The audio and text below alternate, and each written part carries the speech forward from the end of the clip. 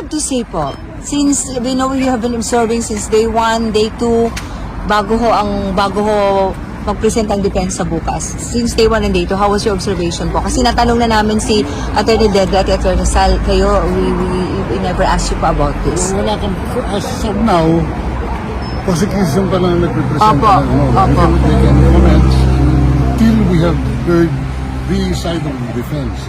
Pero ano masasabi po ninyo with the initial... Personally, I see it as a political something, political matter. Walang, parang baliwala ebidensya dito eh. Walang chatrix eh. Attorney, what made you say so? Can you give us further insights on saan po nanggagaling, where that point of view is stemming from? Well,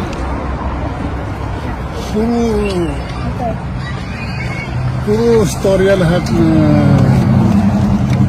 hindi natin alam anong oras, sino, kailan, no?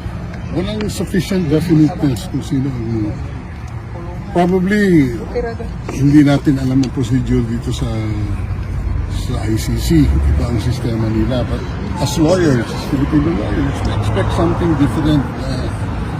Bigyan nyo kami ng nakikita namin masasagot namin ng tama.